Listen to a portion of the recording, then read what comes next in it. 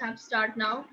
So, अच्छा, चलें बात उस साइड पर जहाँ पर रह गई थी, आई हैव एन आइडिया कि वो अचानक कैसे क्लोज़ हो गई। पॉइंट ये मेरे कहने का था कि हमारे मुल्क की जो सबसे बड़ा चैलेंज है वो है एनर्जी का। अभी जो बात कर रहे थे शेख सुलेमान साहब, वो भी बात कर रहे थे कि भई हमें एसएमईज़ को प्रमोट आउट करना चाहिए, हमें लोकल बिज़नेस को प्रमोट आउट करना चाहिए। बट हम अगर प्रीवियस हिस्ट्री को हम देखते हैं, तो हमें मालूम होता है कि लोकल इंडस्ट्री हमारी बूस्ट अप कर रही थी। इवन 1960s में देखा जाए या इवन उम, 90s की भी बात देख लें तो भी आपको एनालाइज़ होगा कि हमारी लोकल इंडस्ट्री बूस्ट अप कर रही थी। बट पॉइंट कहाँ प्रॉब्लम का आया, जैसे ही एनर्जी क्राइसिस स्टार्टअप हुआ, हमारे मुल्क में स्टार्ट हुआ, तो उस टाइम से हमारी लोकल इंडस्ट्री शिफ्ट होना स्टार्ट हुई। कुछ बांग्लादेश में गए, कुछ ईरान चले गए, कुछ इवन इंडिया चले गए। So that was the basic reason. Now come to my business point of view कि मैंने जो अपना बिज़नेस स्टार्टअप किया है, मैंने वो किया है सोलर सिस्टम की इंस्टॉलेशन के हवाले से। द रीज़न इज़ दैट कि हमारे मुल्क का मैं just want to share with some knowledge about that कि हमारे मुल्क में अगर हम सिर्फ सोलर एनर्जी से बिजली जनरेट करें तो वो almost more than 1 lakh megawatt है, ठीक है? और हमें रिक्वायर्ड कितनी है? अभी रिसेंटली हमें रिक्वायर्ड है ओनली 22 टू 23,000 मेगावाट, ठीक है? अच्छा, अब अगर हम सोलर की ही बात करें कि हम सोलर की तरफ क्यों जाएँ? उसकी रीज़न ये है कि हमारे मुल्क में जो एरिया है, फॉर एग्ज़ाम्पल मैं मुल्तान की बात करता हूँ या पंजाब की बात करता हूँ। पंजाब में जो आपका डे होता है वो ऑलमोस्ट 12 टू 14 ऑवर्स का डे होता है, जिसमें आपकी मैक्सिमम यूटिलाइज़ेशन ऑफ एनर्जी हो सकती है, जो कि फ्री ऑफ कॉस्ट हमारे पास आ रही है। तो that's why one of the reason कि हम इस साइड पर एनर्जी की तरफ हमें मूव आउट करना चाहिए। और इसमें जो सबसे बड़ी प्रॉब्लम्स मुझे अभी तक फेस आउट करनी पड़ी है, जो मार्केट में फेस आउट करनी पड़ी है, वो 2 प्रॉब्लम मेजर हैं। एक प्रॉब्लम ये है कि जो कस्टमर हैं या पीपल हैं वो अनअवेयर्ड हैं। वो समझते हैं कि ये कमज़ोर एनर्जी है, ये इसमें कोई एफिशिएंसी नहीं है और मतलब इसको रिलायबल समझते नहीं हैं। सेकंड प्रॉब्लम ये आता है कि जो हमारे इस मुआशरे में जो वर्कर्स हैं, जो टेक्निकल इंस्टॉलेशन करने वाले हैं, दे आर अनएक्सपीरियंस्ड और they are not well trained enough. जिसकी वजह से क्या होता है कि इस तरह के भी इश्यूज़ आए हैं, जो मैंने देखे हैं, वो इस तरह के भी इश्यूज़ आए हैं कि घरों में जाकर लोगों ने इंस्टॉल किए, अब कस्टमर को आइडिया नहीं होता कि भई वो प्लेट्स किस तरह लगनी है और क्या करनी है, किसके साथ क्या कनेक्टिविटी होनी है। वो जो इंस्टॉलेशन करने वाले होते हैं, वो अपना टाइम सेव करने के लिए कुछ प्लेट्स को कनेक्ट कर देते हैं और कुछ प्लेट्स के वायर्स के ऊपर टेप लगाकर उनको वैसी का वैसे ही रख देते हैं। मतलब इतनी हद तक वो नहीं काम करते, उनको पता नहीं होता कि भई कनेक्टिविटी क्या करनी है। अब वो एक कस्टमर थे मुल्तान में ही थे, उनकी कोई ऑलमोस्ट उस टाइम कोई 15-1 लाख रुपए का उन्होंने सोलर सिस्टम लगवाया था। 3 साल उनको लॉस गया, उनका वापडा का भी बिल आता रहा और वो लॉस में गए। जब उन्होंने हमें कॉल की कि भई आकर आप विज़िट करें, प्रॉब्लम डायग्नोज़ करें कि हमें अब प्रॉब्लम और ज़्यादा होने लग गया है, बैटरीज़ भी चार्ज नहीं हो रही। तो हमने जाकर देखा, लिटरली हम हैरान हो गए कि उनकी तारों के ऊपर सिर्फ़ टेप वगैरह लगी हुई थी, जो कि बिल्कुल कनेक्टिविटी नहीं थी, जिसकी वजह से ये प्रॉब्लम्स आ रहे होते हैं। So another side of the test mark picture वो ये है कि हमने इसमें टेक्निकल एजुकेशन सर्विसेज भी स्टार्ट कर रहे हैं, जिसका बेसिक पर्पस ये है कि हमारे माशरे के जो लोग हैं, जो टेक्निकल बंदे हैं, उनको वेल ट्रेंड किया जाए और उसके बाद उनको मार्केट में या इंडस्ट्री में जाकर उनको चांस दिया जाए कि वो सीख सकें उस चीज़ को। ठीक है? इससे क्या होगा कि दोनों का इंटर कोलैबोरेशन हो जाएगी, एक एजुकेशन प्रोस्पेक्ट से और एक इंडस्ट्रियल प्रोस्पेक्ट से, जो कि एक ही प्लेटफ़ॉर्म से दोनों चीज़ें मिल जाएँगी।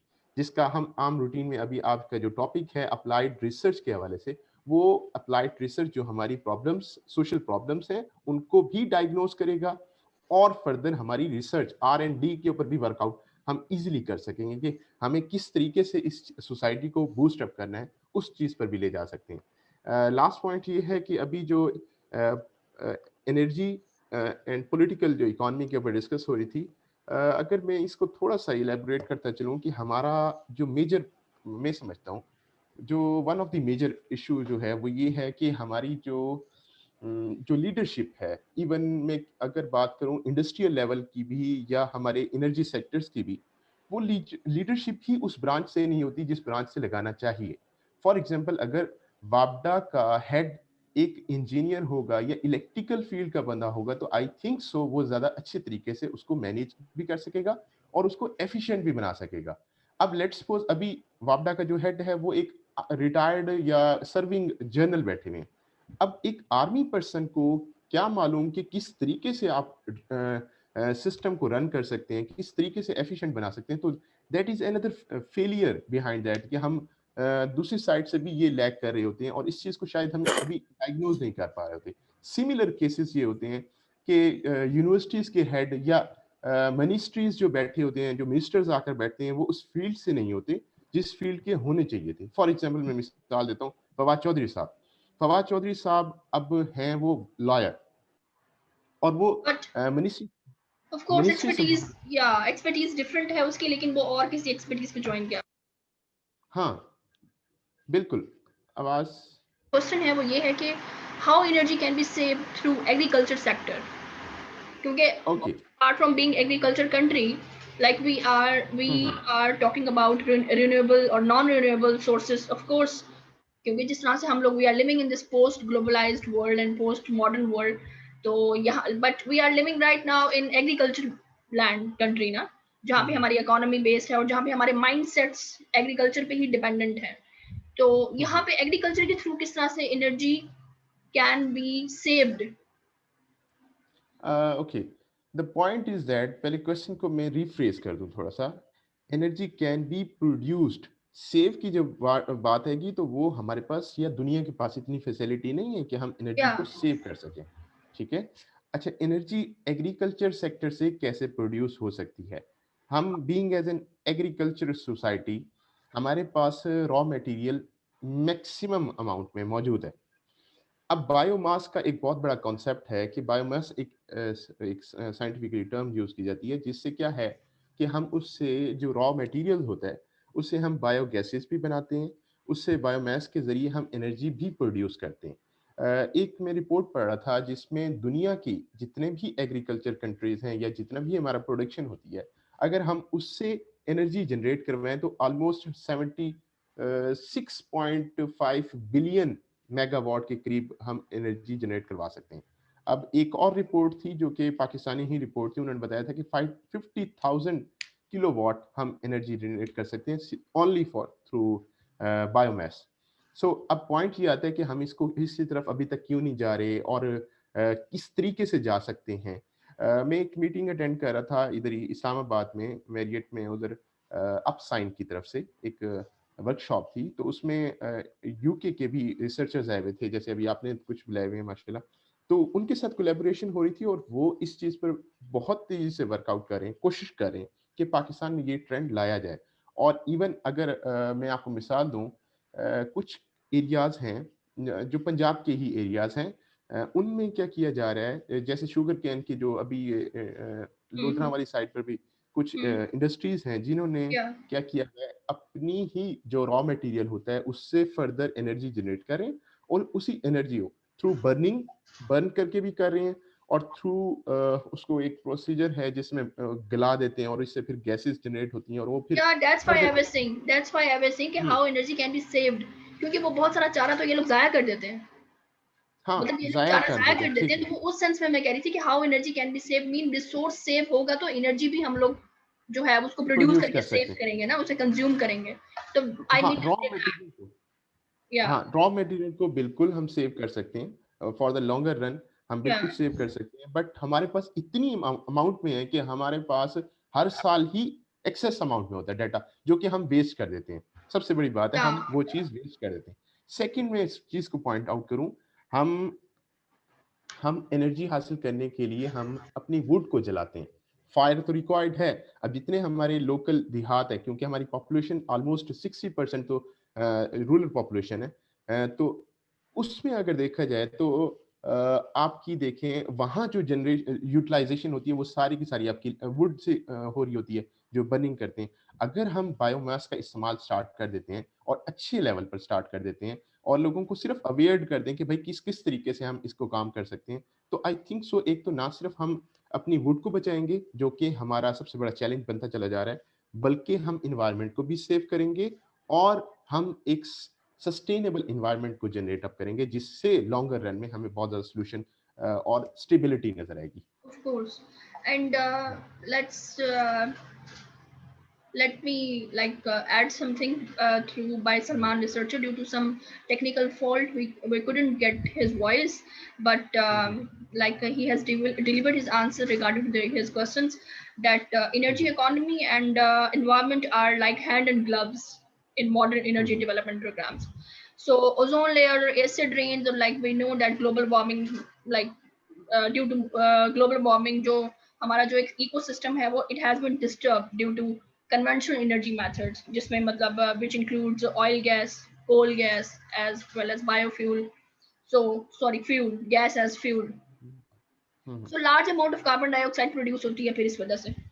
So focus जो है, that's why we are focusing on renewable energy. जैसे कि आप बात कर रहे हो कि यूके की वो जो रिसर्च आपने देखी जिसमें वो लोग तेजी से काम कर रहे हैं और ये यहाँ पे वो लाना चाह रहे हैं. तो यहाँ पर अभी तक कन्वेंशनल मेथड्स में भी हम लोग वो जो हम लोग चारा इस्तेमाल करते हैं वो ज़ाया कर देते हैं, उसको भी हम सही तरह से नहीं अपने कन्वेंशनल मेथड्स में हम लोग जो है वो लाइक ट्रेंड ना, सेफ उसमें नहीं भी कर हम पा लोग रहे, अपग्रेड बिल्कुल नहीं है. बिल्कुल तो रिन्यूएबल अपग्रेड। तरफ जो है वो रिन्यूएबल जो सोर्सेज हैं उनकी तरफ लाने के लिए ऑफ कोर्स ट्रेनिंग जरूरी है, माइंडसेट पे काम करना जरूरी है, और जो फार्मर्स को स्पेशली उस पर इन्वेस्ट करना बहुत जरूरी है. फार्मर्स पे इन्वेस्ट करना बहुत जरूरी है. और फिलहाल मैं आपके प्लेटफॉर्म से एक चीज थोड़ी ऐड करता चलूं, सॉरी और फॉर इसके दैट। लिए, और let me complete my thing. और इसके लिए ओके, जो है, इसके लिए चाहे वो कन्वेंशनल मेथड है उसमें थोड़े से हम लोग उसको अनकन्वेंशनल करें या फिर रिन्यूएबल की तरफ आए या कोई भी मेथड हम लोग यूज करें, इसके लिए पॉलिटिकल स्टेबिलिटी इज अ की फैक्टर. बिल्कुल Political stability is a key factor for optimization of any energy wheel. चाहे वो renewable energy है या चाहे वो biomass है या चाहे वो non renewable energy है, political stability is a main factor. और दूसरा ये कि उन्होंने अपने second question का आंसर दिया कि like my second question was whether how to solar energy and wind energy can be maximized because of design improvements. मतलब इसके क्या रिसोर्सेज हैं, तो उन्होंने इसका ये जवाब दिया कि पॉलिटिकल जो स्टेबिलिटी है, of course it will lead toward smooth energy policies, arrangements of funds for specific, इसके लिए ये सब जरूरी है. And second one is that कि प्रीवियसली जो सोलर सेल्स जो हैं वो यूज होते हैं were made up of silicon only, जिसके अंदर 12% एफिशिएंसी थी, जो सोलर सेल्स जो पहले यूज होते थे. अभी जो है now days poly crystalline solar cells जो हैं वो अवेलेबल हैं जिनकी 20% एफिशिएंसी है. You are working on solar energy level and smart homes, you know this, you know better या than. So I need to inform that. yes, okay and this research still continues according to Salman, okay, a researcher, and he can I, said that horizontal three blade wind turbine, जैसे कि मैंने उनसे कहा कि solar energy as well as wind energy हम कैसे maximise कर सकते हैं, तो उन्होंने ये कहा है कि थ्री ब्लेड जो विंड एनर्जी विंड टर्बाइन है वो मोस्ट एफिशिएंट है विद 59.7% एनर्जी प्रोडक्शन एफिशिएंसी. तो जितने वो कहते हैं टॉलर टॉवर होंगे उतनी लार्जर ब्लेड्स होंगे और उतनी ही पावर प्रोड्यूस होगी due to balancing phenomena against less और लाइट विंड, क्योंकि वो फिर बैलेंस रहेगा. चाहे वो कम हवा है या ज़्यादा हवा है, जितने लंबे टॉवर होंगे और उतनी ही एनर्जी पावर जो है वो कॉन्सेंट्रेट होगी. और जितने लाइटर वेट होंगे, वेट लाइट होना चाहिए because strong carbon material is more appropriate उसको ओके। मैक्सिमाइज करने के लिए ना. या एंड दिस इज मैं you aeroplane as well. Okay, now can I add some Yes, information. yes, yes, sure. पहले पहली चीज़ मैं ऐड कर दूं कि सोलर के बारे में जो अभी डिस्कस हो रहा था आपकी, जो लेटेस्ट है, मैं not go to the past, but point ये है कि अब जो लेटेस्ट टेक्नोलॉजीज आई हुई है वो ये है कि मोनोपर्क पहले जो टेक्नोलॉजी है इस टाइम वो लेटेस्ट कंसिडर की जा रही है पाकिस्तान में, मोनोपर्क। अच्छा, फ़र्क मैं बता देता हूँ, मोनो क्रिस्टलाइन जो प्लेट्स होती थी वो पहले होती थी, उनकी एफिशिएंसी बेटर थी, मतलब 15 टू 18% के नियर अबाउट होती थी। उसके बाद पोली टेक्नोलॉजी आई, उसने उसकी एफिशिएंसी बढ़ाकर 20% तक ले गए। अब जो मोनोपर्क आई हुई है उसकी परसेंटेज जो एफिशिएंसी है वो 20 टू 25% को टच कर रही है। अच्छा, ठीक पोली है, पोली बाद में आई है या मोनो बाद में आई है? पोली बाद में आई है। ठीक है, Okay. ठीक है। अच्छा, उसके बाद फिर क्या हुआ है, फिर अब आ रही है high mount technology. High high mount techno mount high mount उसका नाम है। ठीक है, चाइनीज का नाम Okay, दिया हुआ okay, है। okay. और ये टेक्नोलॉजी लेटेस्ट है जो अभी पाकिस्तान में कराची तक पहुंच चुकी है, मतलब अभी इन एरियाज में नहीं है, पंजाब वाली साइड पर बाकी एरियाज में पहुंच चुकी है। उसकी Okay. Efficiency more than mono PERC है और दी बेस्ट एफिशिएंसी कंसीडर की जा रही है अभी तक।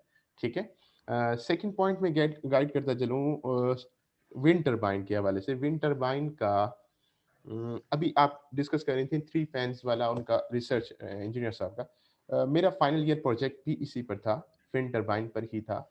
उसमें थोड़ा सा हमने एडअप ये किया था कि आपने कभी भी देखा होगा कि विंड टरबाइन जहाँ लगे होते हैं वो एक ही डायरेक्शन में लगे होते हैं। मतलब let's suppose north to south हवा आती है तो बस वो उसी डायरेक्शन में लगे होते हैं। अगर साउथ टू नॉर्थ हवा चली जाए तो फिर उस साइड पर नहीं लगे होते। मेरा प्रोजेक्ट ये था कि हमने क्या किया था कि जो विंड टरबाइन था उसके अंदर सेंसर्स और डिफरेंट किस्म की सिस्टम बिल्डअप किया था कि वो हवा को ऑटो चेक करता था कि किस साइड से आ रही है और उस साइड पर पूरे विंड की अपनी डायरेक्शन चेंज कर लेता था पूरे फैंस की, और उधर से 24 आवर्स आपकी एनर्जी जनरेशन हो रही होती थी। ठीक है, तो हमारे एनर्जी विंड की सबसे ज़्यादा एनर्जी जनरेशन हमारी सिंध वाली साइड पर और बलूचिस्तान वाले एरियाज हैं जो कि सबसे बेनिफिशियल हैं, जो कि अभी हो रही भी है एनर्जी जनरेशन। बाकी एरियाज इतने सूटेबल कंसीडर नहीं किए थे ओवरऑल पाकिस्तान में। बाकी विंड के हिसाब सोलर के हिसाब से सबसे ज़्यादा प्रेफरेबल और सूटेबल कंसीडर किया जाता है बाकी एरिया। ठीक है, Thank you, most welcome. Jameel, for this this this wonderful discussion. And आपसे थैंक यू। बहुत कुछ पता लगा है because as a practical field, as a businessman, that you are doing all this, so you know better more than researchers that because research thank is you, thank you. continuous and research is always is an ongoing process. मतलब इसमें upgradation बिल्कुल। होती रहती है और इसमें जो है new innovations होती रहती हैं, but the thing is what you are applying, that is the main thing. And according to businessman, what you are applying, you have told about this, and that's great. And thank you from your side, Jameel. Thank you, thank you, Next, thank you, thank I have a question from Talha.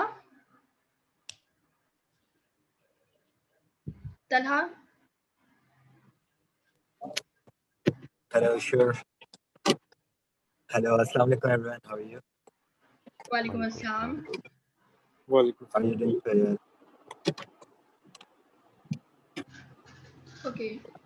Talha, as a media person, as a director, or as a branding expert, I have a question from you. That media is, as we all know, that it is a present and the future power, the main power, more than parliament, executive, and any judiciary and anything else. That this is the main power, media.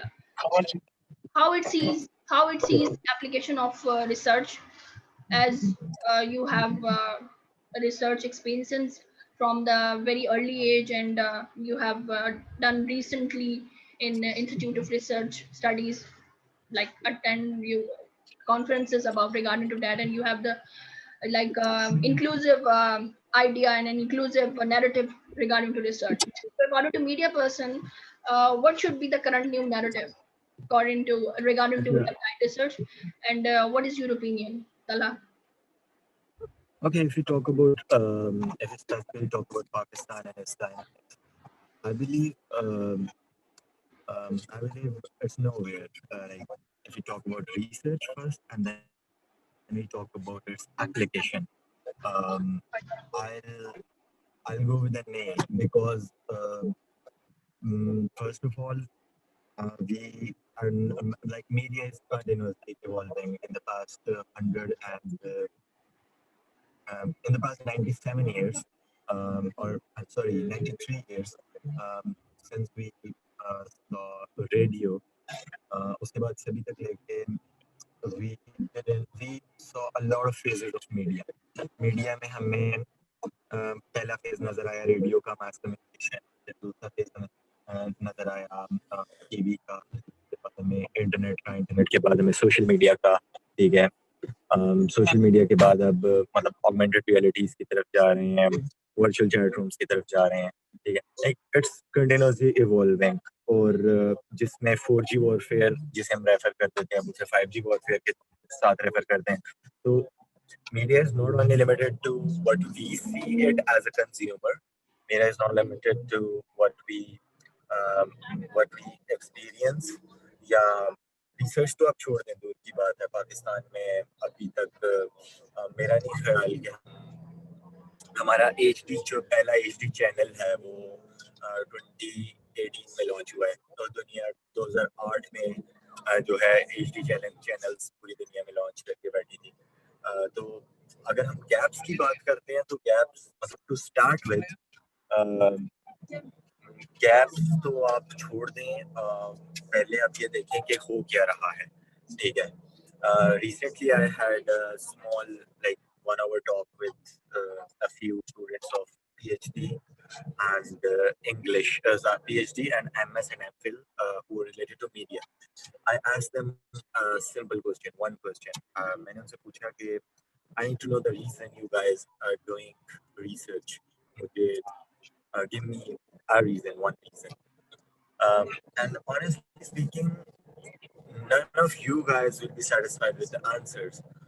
Some of them had to get a higher position in their organization. Some of them had to get another degree, just another degree. Some of them had to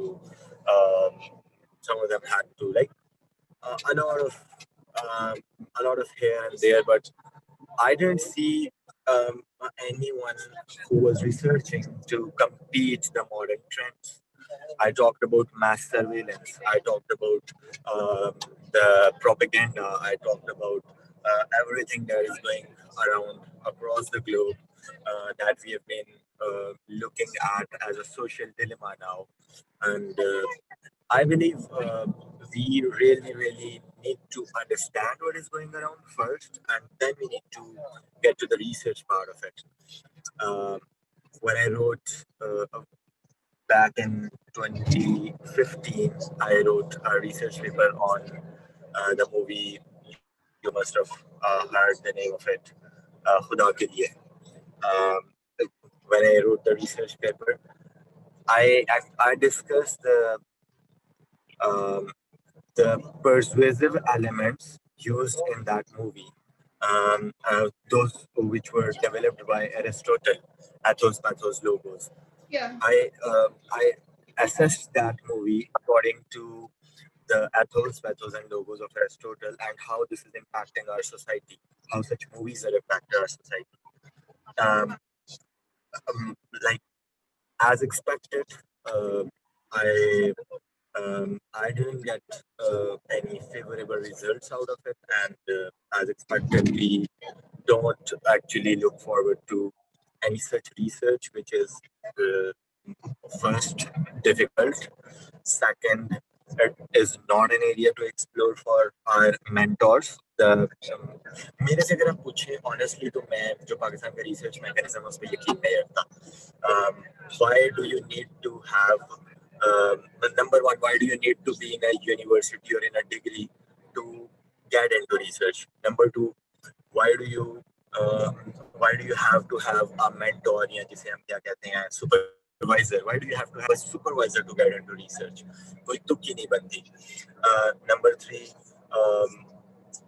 how do you link your research with the gaps internationally? हम ये करते हैं कि कोई भी international topic उठा के उसमें हम रिसर्च कर देते हैं, इन पाकिस्तान आगे लगा देते हैं. ठीक है, पाकिस्तान में ऑलरेडी गैप होता है और वो हमारा गैप फिल हो जाता है. ठीक है, खुरम इलाही साहब कहते हैं, मेरे मेंटोर है, बहुत अच्छे कहते हैं कि कहाँ गया वो दौर जब मुसलमान या जब हमारी जो सल्तनतें थी वो दुनिया के बड़े बड़े जो फैसले थे वो एक कमरे में बैठ के कर रहे होते थे. आज तो कोविड की वैक्सीन तैयार हो रही है और एक भी मुसलमान उस रेस में शुमार नहीं है. सारी की सारी कोविड वैक्सीन वो या यूएसए में बन रही है या यूके में बन रही है. हमारी कोविड की रिसर्च कहाँ पे है? हम कहाँ पे यहाँ स्टैंड कर रहे हैं? तो रिसर्च जब होती है वो रिसर्च होती है वो according to the need of time होती है. पाकिस्तानी क्या करते हैं, जो 10 साल पहले रिसर्च हो चुकी है उसे उठा के लेके आते हैं और उसके आगे इन पाकिस्तान लिखते हैं. ठीक है, कि role of this in developing this in Pakistan. ठीक है, वो पहले 10 मुल्कों में हो चुका है वो. ठीक है, और उसके आगे इन पाकिस्तान लिख के उसका डाटा छाप के इधर से उठा के प्लेजरिज्म फ्री करके पेपर पब्लिश कर दिया. फिर सब उससे भी बड़ा मसला, चौथा मसला जो है रिसर्च में, वो ये है कि जो हमारी HEC की कैटेगरीज है, वो मेरे एतबार से डिसरिगार्डेड कैटेगरीज हैं। इंटरनेशनली इन्हें कोई मानता नहीं है और इन्होंने यहाँ पे XYZ कैटेगरीज बनाई हुई हैं और उन्हें सेलिब्रेट करते रहते हैं, ठीक है। ना स्कूपर्स में लिस्ट होती है, ना वेब ऑफ साइंस में लिस्ट होती है, ना मास्टर वेब्स में लिस्ट, लाइक कहीं पे भी आपको लिस्टेड नहीं नजर आती वो। अगर आप रिसर्च की बात करें, द ट्रू रिसर्च, ना ही वो international A category, B category, C category, जितनी भी हमारी कैटेगरीज हैं इंटरनेशनल, MIT कैटेगरी है पहली, दूसरे नंबर पे हमारी जो वेस्लेस लिस्ट है, मतलब जितनी भी हमारी इंटरनेशनल कैटेगरीज है उनमें हमारा एक भी लोकल पेपर नहीं आता, ठीक है। उसके बाद HEC की जो रिकॉग्निशन सिस्टम है, JRS, journal recognition system, updated ही नहीं है, ठीक है। They are not going according to the world. तो हम जो रिसर्च होती है उसका क्राइटेरिया ही गलत डिफाइन करते हैं और फिर उस क्राइटेरिया की बेसिस पे जो रिजल्ट्स आते हैं उससे हमने क्या इंडस्ट्री गैप्स निकालने और उससे हमने क्या मतलब बात करनी। अभी यहाँ पे बड़ी मजेदार डिस्कशन हो रही थी और मैं तो लाइक यकीन करें, मैं अगर इस तरह की कोई बात कर रहा हूँ तो बिल्कुल इस तरह जैसे मैं लाइक सूरज को चिराग दिखा रहा हूँ, माशाल्लाह सारे एक्सपीरियंस लोग हैं और सारे जो है अपनी अपनी फील्ड में इतना कुछ कर रहे हैं। मैं तो बड़ा इंस्पायर हो रहा था सारा कुछ सुन के। अब ये सब लोग हैं, they have done multiple amazing things in their field, Yeah. but research is not about repeating things. Sorry, if it's not disturbing.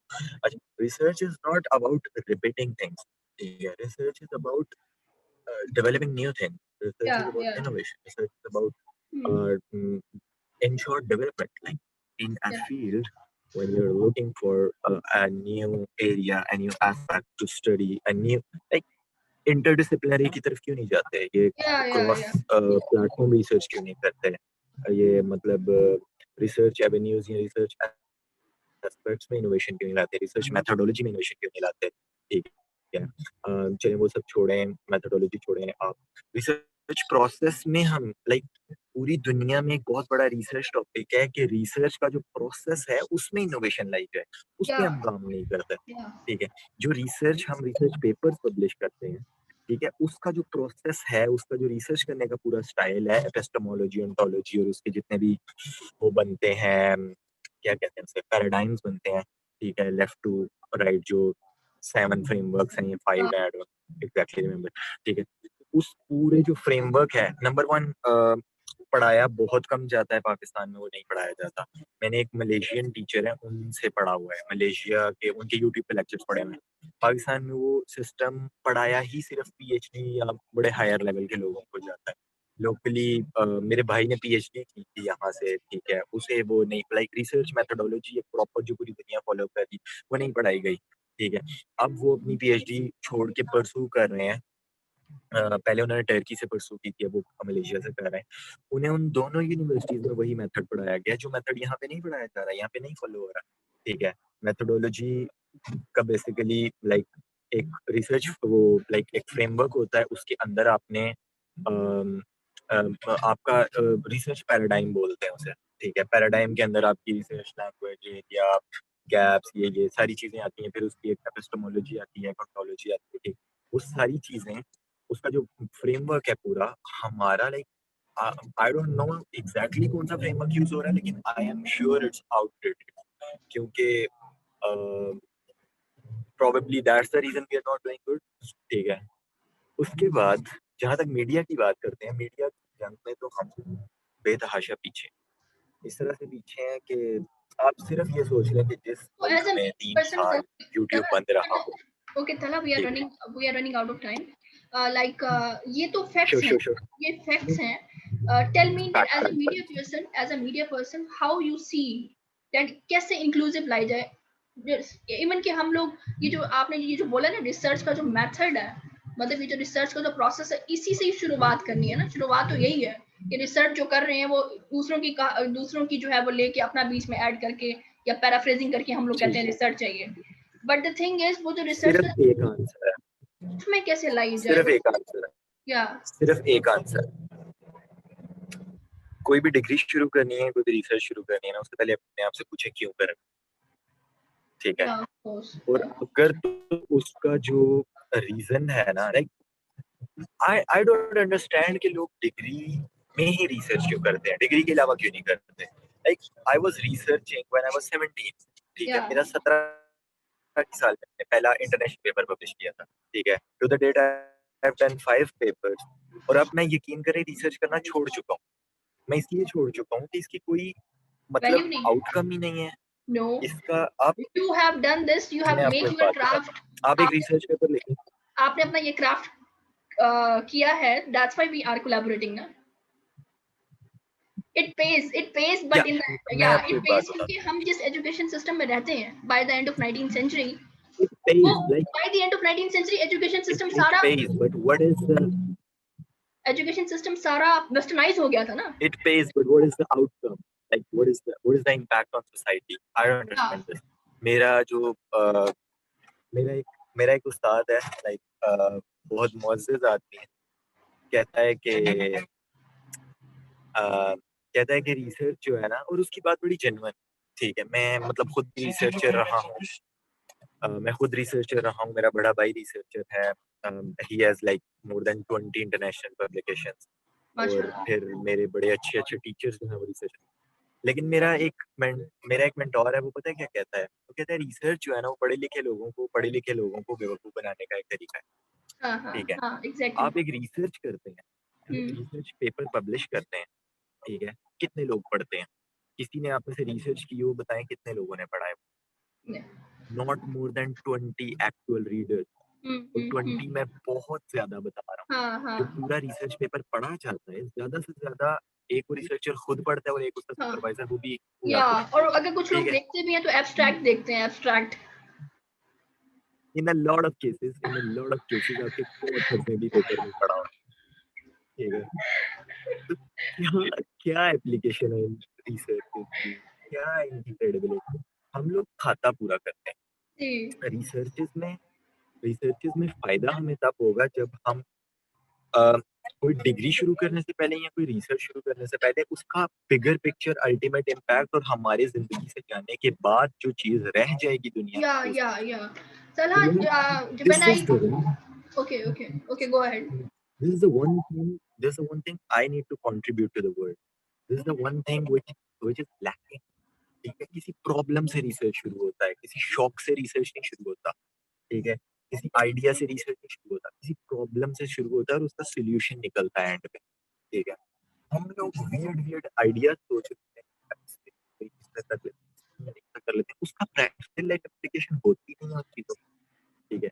मैंने भी एक ऐसी रिसर्च की हुई है, सोशियो डिस्कोर्स एनालिसिस, ठीक है, ऑफ मलाला यूएन स्पीच, ठीक है, मलाला की जो यूएन में स्पीच थी उस पर मैंने सोशियो डिस्कोर्स एनालिसिस किया हुआ है। लिटरेचर की फील्ड है लिंग्विस्टिक्स, ठीक है, हालांकि मेरा लिंग्विस्टिक्स का कोई लेना देना। अब मेरा तो उसमें बहुत मैंने ज्यादा है। हाँ, मतलब then you must understand this ना, मैं मलाला की स्पीच का सोशियो डिस्कोर्स एनालिसिस कर रहा हूँ, ठीक है। How does it help a linguist, ठीक है, मैं लिंग्विस्टिक की फील्ड में लिंग्विस्टिक के एक पब्लिक लाइक जर्नल में पेपर पब्लिश कर रहा हूँ। How does it help a linguist, ठीक है, मुझे नहीं अकल थी पर मैंने भी किया, ठीक है। मतलब अगर मैं मीडिया की फील्ड में करता, प्रोपेगेंडा की फील्ड में, प्रोपेगेंडा को तो सब्जेक्ट समझते ही नहीं है ना, मैस सर्वेलेंस को तो सब्जेक्ट समझते ही नहीं, ठीक है, सोशल मीडिया यूजेज को, सोशल मीडिया कंज्यूमर बिहेवियर को सब्जेक्ट समझते ही नहीं। अगर मैं कंटेंट कंजम्पशन के किसी जर्नल में या इम्पैक्ट ऑफ न्यूरो मार्केटिंग की तरफ अगर मैं चला जाता, मैं अगर इसमें करता मलाला की स्पीच का सोशियो डिस्कोर्स पॉलिटिकल एनालिसिस, तो फिर कोई फायदा था।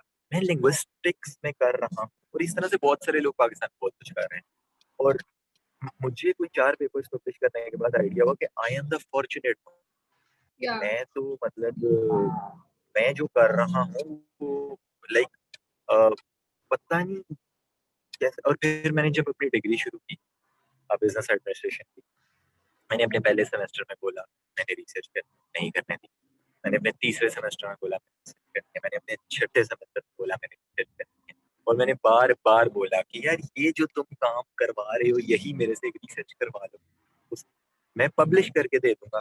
टीचर ने बोला नहीं, out of your scope, BBA के बच्चे हमारे यहाँ, हमारी यूनिवर्सिटी में बीबीए के बच्चे रिसर्च नहीं करते, ठीक है। हम रिसर्च करते हैं यार, क्या ताल्लुक चीजों का, डिग्री का टाइमलाइन की क्या ताल्लुक है।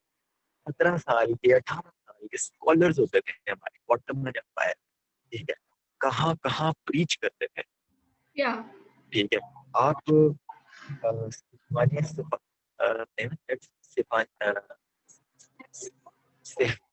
सिफा राइट, एक हमारी सीक्रेट सोसाइटी होती थी इन 10th सेंचुरी, ठीक है, मुस्लिम फिलोसोफर या इख्वान सिफा, इख्वान सिफा, ठीक है, उसके बारे में जाके सर्च करें, ठीक है। Okay, Farabi was a part of it, ठीक है, Mahani al-Mahani was a part of it, Ibn al-Arabi was a part of it. तो वहाँ पे यंग से यंग स्कॉलर्स आते थे और वो लोग इम्पैक्टफुल रिसर्चेस, इम्पैक्टफुल डिस्कशन करते थे और क्या क्या इम्प्लीकेशन पूरी दुनिया के बैठ के वहाँ पे फैसले करते या और अभी ठीक है। तक जितनी भी ये जो वेस्ट ने जो रिसर्च जो से वेस्ट पता नहीं लगा अपने जो अभी तक जितने एडवांसमेंट्स की हैं वो हमारी मतलब मेरा जो जैसे कि मैंने ये इनिशिएटिव लिया तो मैंने आपसे सब I think you were the one जिसके साथ मैंने ये किया था। और मेरा जो एजेंडा है वो है भी यही कि 15th सेंचुरी के बाद जो हमने Muslims as a researcher, as a philosophers, as an intellectual जो हमने मतलब मुस्लिम्स जो अपने काम से हटे, क्रिएटिविटी से और इन सब चीज़ों से हटे और फिर हमारा डाउनफॉल और उसके बाद सो कॉल्ड एनलाइटनमेंट एज और उसके बाद फिर इस तरह से हम लोग कार्बन कॉपी की पत्नी कौन सी शेप और इस टाइम हम लोग बैठे हुए हैं। तो मतलब मेरा एजेंडा भी यही है कि हम लोग एज अ मुस्लिम जो हमारा काम था रिसर्च करना और इनोवेट करना, क्रिएट करना यू नो लाइक क्रिएट करना चीजें और दुनिया को छोड़ के दुनिया में वो चीजें छोड़ के जाना, ये चीज हमारी लाइक एक और बहुत बड़ी गलत है, हमारी एक और बहुत बड़ी गलत फहमी है, ये नॉलेज हमारा है, ठीक है, ये हमने इनोवेट किया, हमने नहीं I am not regarding to this, जो इस वक्त जिसके पास है वो उसका है, ठीक है। ये एक अलग बात है, ये एक अलग बात है। बट जैसे कि अभी आप बात कर रहे हो ना कि मुस्लिम्स जो है वो कहाँ गए, वो स्कॉलर्स कहाँ गए, वो मुस्लिम्स का वो जो एक एटमॉस्फेयर था रिसर्च का, मैं उस हवाले से बात कर रही हूँ कि एज अ मुस्लिम जो है आई एम नॉट सेइंग ये सिर्फ हमारा काम है, ऑफ कोर्स हर कम्युनिटी का काम है, हर इंसान का काम है, I am not saying it, but the thing is as a Muslim we have lost this ना, सो आई हैव मैं बताता हूँ कहाँ। जब प्रिंटिंग प्रेस 14 से जब प्रिंटिंग प्रेस इजाद हुआ, ठीक है, जर्मनी ने प्रिंटिंग प्रेस के थ्रू अपनी एक एक किताब की हजार कॉपीज बनाई, 2,000 कॉपीज बनाई, ठीक है। और प्रिंटिंग प्रेस के इजाद के बाद उन्होंने वही प्रिंटिंग प्रेस सल्तनत उस्मानिया को, ऑटोमन एम्पायर